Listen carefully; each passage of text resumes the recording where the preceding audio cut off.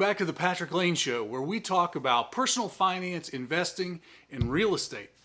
And right out of the gate, do me a favor, smash that like button, hit the subscribe button, and ring the notification bell so you'll get notified every time we post a video. It'll help us out in growing the channel, and hopefully you'll get some education and entertainment out of it as well. So it's a good deal for both of us. Now today, my goodness, what are we going to talk about? GameStop is going through the roof. It's on its way to the moon again. It's launched and people are going crazy. Why?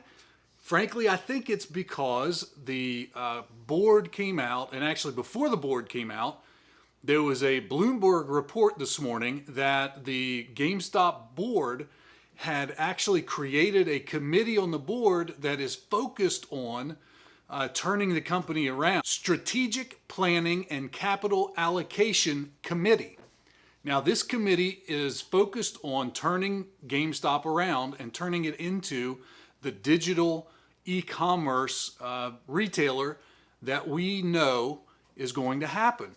And the fact that the Bloomberg story came out and talked about that was then, I think, probably the prompt for the company itself to actually put a statement out this morning later on, and it actually confirms what Bloomberg was reporting, that Ryan Cohen, who we all know from Chewy, who has joined the board with a vision of turning GameStop around, that Ryan Cohen is in charge of this new committee for strategic planning and capital allocation. And he, along with the two other members of this committee, are forward focused. They are looking for all of the things that are going to be necessary to turn GameStop into the e-commerce giant that the diamond hands investors in GameStop are thinking that it can be. And frankly, this is a great move to come out now from the company and actually confirm that they are making all of the necessary moves, putting those in place so that GameStop can ride this wave and go to the moon, just like all of us who've invested in it are looking forward to it doing. Now, who are the people who are on this committee along with Ryan Cohen? Alan Adel, who was also part of the Chewy story, building that company up, and also another activist investor named Kurt Wolf. And he was involved back in early 2020 before everything that happened in 2020, before all of that started. He was involved in trying to get GameStop to turn around a little bit even back then, before Ryan Cohen got involved. And so you've got three pretty active investors, certainly two with a lot of experience in growing an e-commerce entity and focusing that growth in the digital e-commerce space. So what's happened today after this big announcement from GameStop? Well, as you might imagine, GameStop shares have popped. I mean, they've gone through the moon from, up 30% from in the 130s at close to over $196 at one point, and settling back down. It looks like they're at about 177 or 178 at the time of the filming of this video.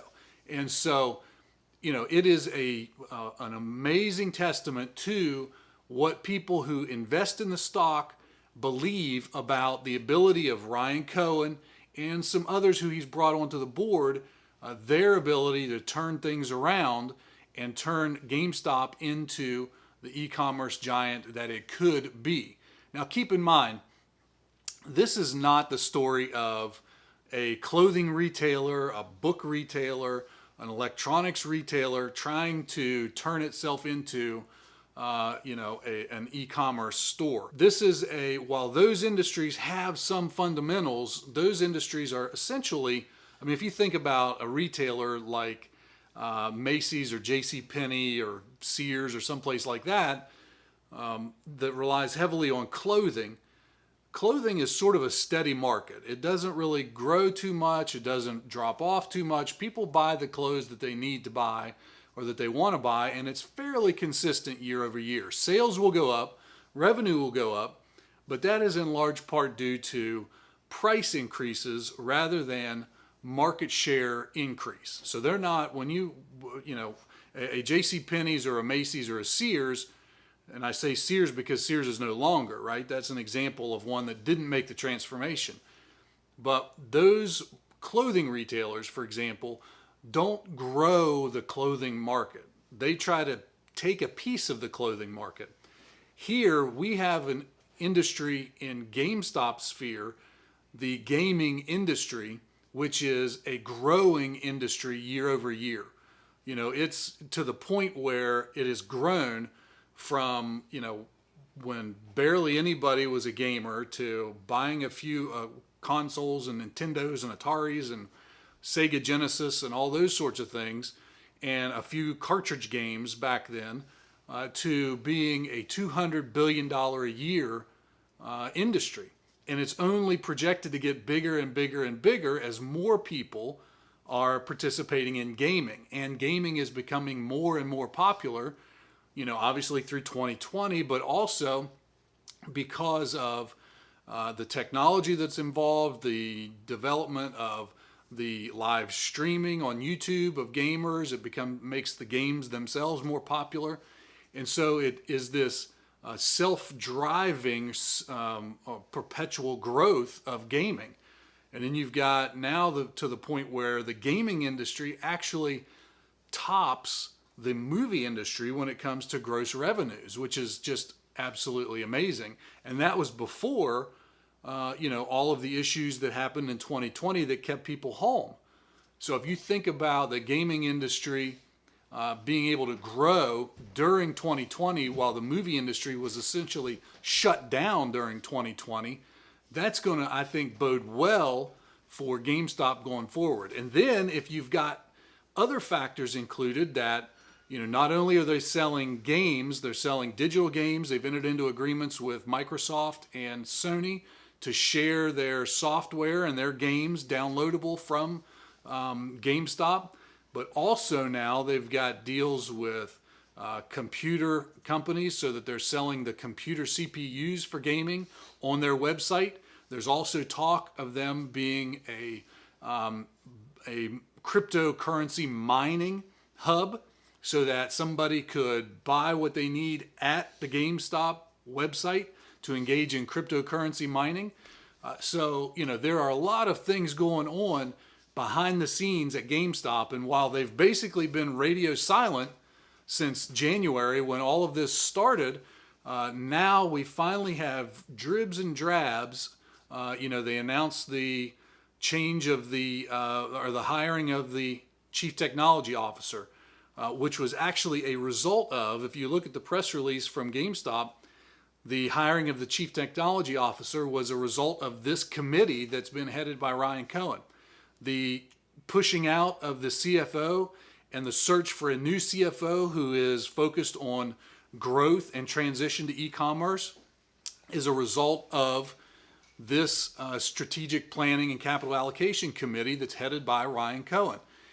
If you look at their GameStop's hiring of e-commerce fulfillment officers and executives, that is another change that has been driven by this committee headed by Ryan Cohen. And so there have been these little snippets of progress, and every time one of those snippets came out, there was a little pop in the stock price. But now it's been confirmed that behind the scenes, the wizard who's pulling those strings has been Ryan Cohen all along. Now, we thought that, and we knew that he was driving them to transition to e-commerce, but now we know in this statement from GameStop itself that he's the one driving this change to e-commerce and a digital transformation.